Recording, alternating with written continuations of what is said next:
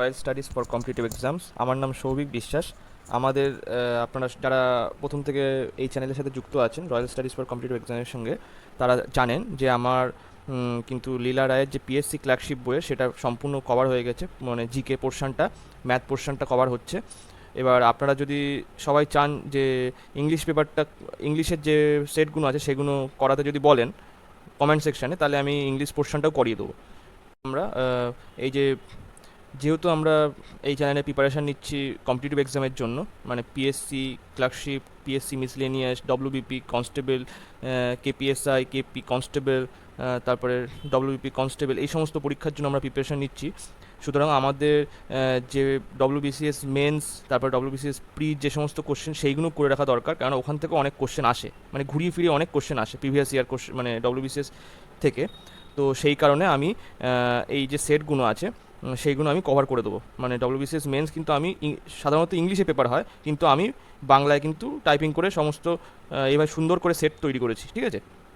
এই এই পিডিএফগুলো আমার টেলিগ্রাম চ্যানেল, যেটা লিঙ্ক ডেসক্রিপশনে দেওয়া আছে, সেখানে আমি দিয়ে রেখেছি, আপলোড করে রেখেছি। তো আপনারা চাইলে ওখানে জয়েন হয়ে থাকতে পারেন, ওখানে ভালো ভালো পিডিএফ দেওয়া হবে।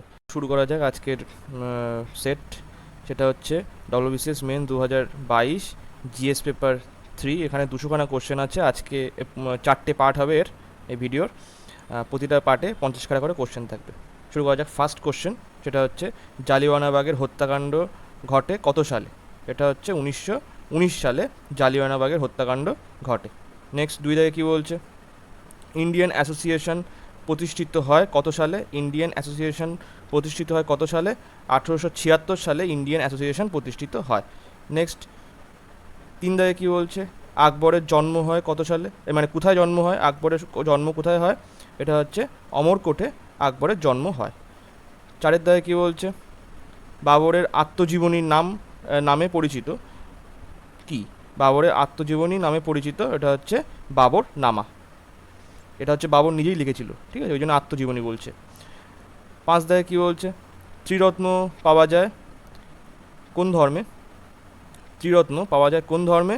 এটা হচ্ছে ডি, জৈন ধর্মে ত্রিরত্ন পাওয়া যায়। নেক্সট 6 দাগে কী বলছে? বিম্বিসারের অধীনে মগধ সাম্রাজ্যের রাজধানী ছিল কোনটা? বিম্বিসারের অধীনে মগধ সাম্রাজ্যের রাজধানী কোনটা ছিল? এটা হচ্ছে গ্রীব্রজ। গ্রীব্রজ হচ্ছে বিম্বিসারের অধীনে মগধ সাম্রাজ্যের রাজধানী ছিল, গ্রীব্রজ। 7 দাগে কী বলছে? লোথালের গুরুত্ব কী ছিল? লোথালের গুরুত্ব, লোথাল একটা বন্দর ছিল, মানে খুবই গুরুত্বপূর্ণ সমুদ্রিক বন্দর ছিল। এটা লোথাল কোথায়? গুজরাটে অবস্থিত। নেক্সট 8 দাগে কোশ্চেনে কী বলছে?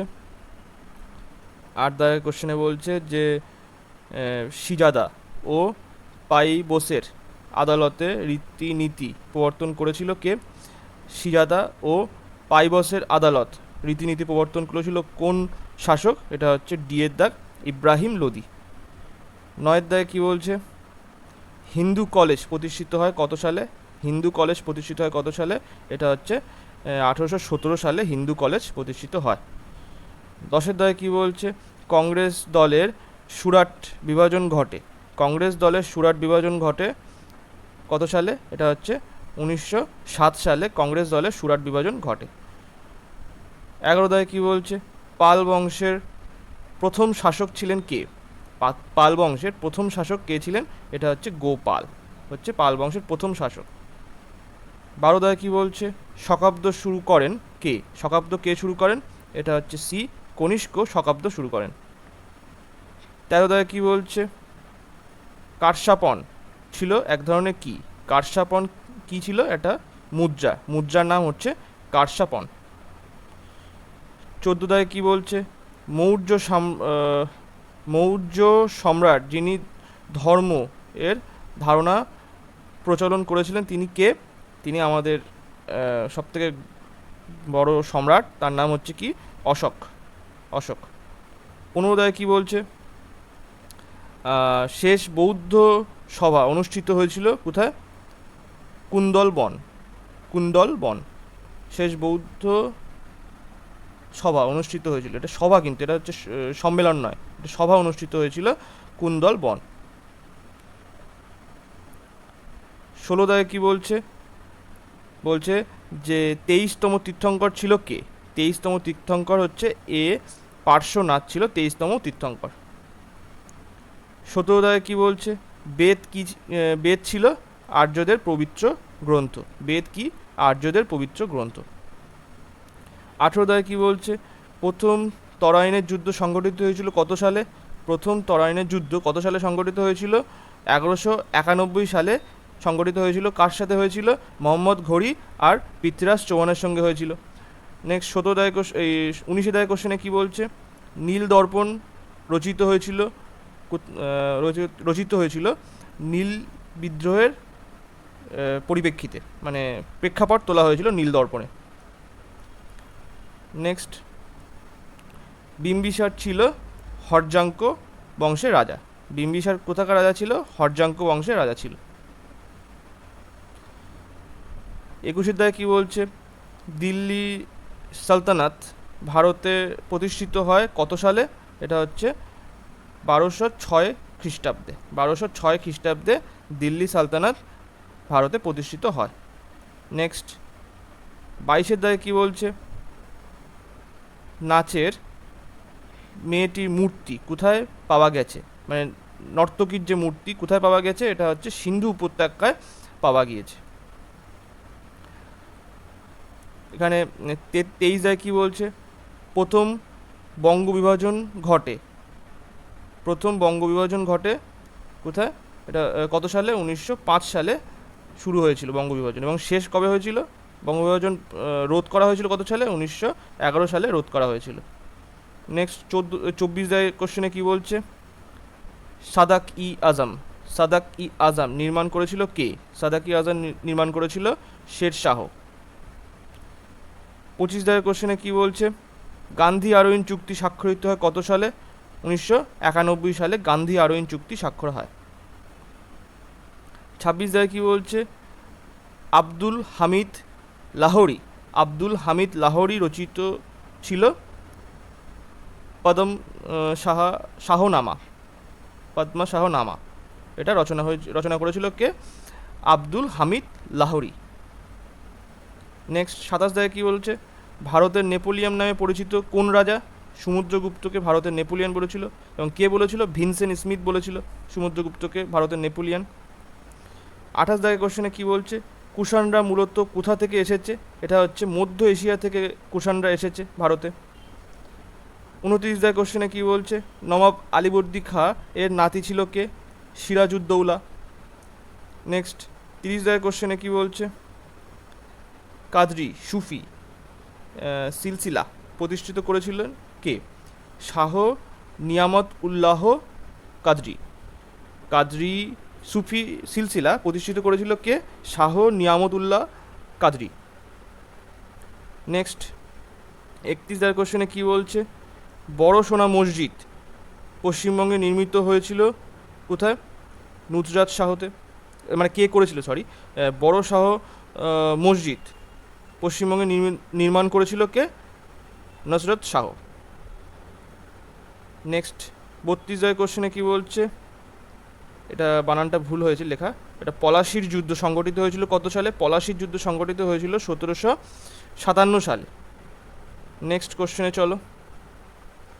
33 দাগে হচ্ছে আলাই দরওয়াজা নির্মাণ করেছিল কে? আলাই দরওয়াজা নির্মাণ করেছিল আলাউদ্দিন খলজি। আলাই দরওয়াজা নির্মাণ করেছিল। 34 দাগে কোশ্চেনে কি বলছে? এলাহাবাদ স্তম্ভের শিলালিপি কোন সময়কালের অন্তর্গত? এলাহাবাদ স্তম্ভের শিলালিপি কোন সময়কালের অন্তর্গত? এটা হচ্ছে গুপ্ত যুগের সময়কালের অন্তর্গত। 35 দায় কি বলছে? হিদাসপিয়াসের যুদ্ধ সংগঠিত হয়েছিল কাদের মধ্যে? এটা হচ্ছে পুরু আর হচ্ছে আলেকজান্ডারের মধ্যে হয়েছিল। নেক্সট, 36 দায় কোশ্চেনে কি বলছে? কাশ্মীরের আকবর হিসাবে পরিচিত ছিলেন কে? জয়নুল আবেদিনকে বলা হয় কাশ্মীরের আকবর। নেক্সট, 37 দায় কোশ্চেনে কি বলছে? তত্ত্বাবধানী পত্রিকার প্রতিষ্ঠাতা ছিলেন কে? তত্ত্বাবধানী পত্রিকার প্রতিষ্ঠাতা ছিলেন হচ্ছে সিদাক দেবেন্দ্রনাথ ঠাকুর। 38 দায় কোশ্চেনে কি বলছে? মৌর্য রাজবংশের প্রথম শাসক ছিলেন কে? চন্দ্রগুপ্ত মৌর্য। মৌর্য রাজবংশের প্রথম শাসক ছিলেন কে? এ চন্দ্রগুপ্ত মৌর্য। 39 দাগের কোশ্চেনে কি বলছে, ইন্ডিকা বইটি লিখেছিলেন কে? ইন্ডিকা বইটি লিখেছিলেন সি মেগাস্থিনিস লিখেছিলেন। 40 দাগের কোশ্চেনে কি বলছে, দিল্লি থেকে দৌলতাবাদ রাজধানী স্থানান্তরিত হয়েছিল সি মোহাম্মদ বিন তুগলক। কে করেছিলেন? দিল্লি থেকে দৌলতাবাদের রাজধানী স্থানান্তর করেছিল কে? মোহাম্মদ বিন তুগলক। এই মোহাম্মদ বিন তুগলককে পাগলা রাজাও বলা হয়। নেক্সট 41 দাগের কোশ্চেনে কি বলছে দেখো, বিজয়নগর রাজ্য প্রতিষ্ঠিত হয়েছিল, মানে কে করেছিল? হরিহর আর বুকা, এই দুজন বিজয়নগর সাম্রাজ্য প্রতিষ্ঠা করেন। নেক্সট 42 দাগের কোশ্চেনে কি বলছে, নিম্নলিখিত একটি সুফি সম্প্রদায় নাম কি? নাম লেখো, সেটা হচ্ছে আউলিয়া। আউলিয়া একটা সুফি সম্প্রদায়।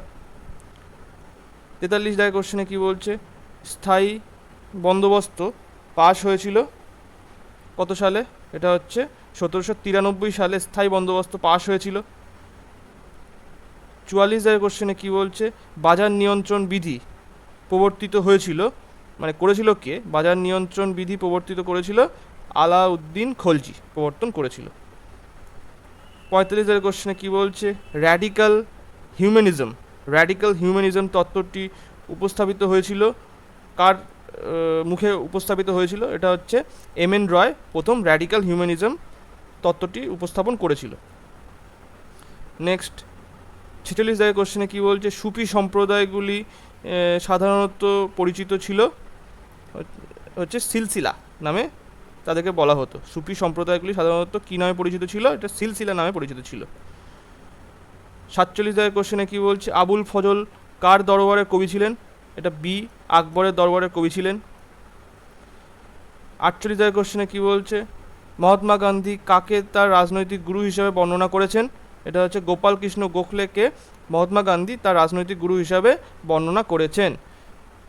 49 দাগের কোশ্চেনে কি বলছে, ভারত শাসন আইন পাশ হয়েছিল কত সালে? 1935 সালে ভারত শাসন আইন পাশ হয়েছিল।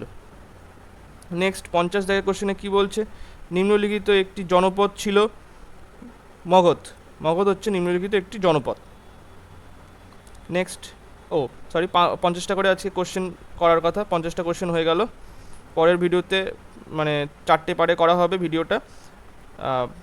টোটাল 200খানা কোশ্চেন 4টে পার্টে আমরা কভার করে নেবো এটা।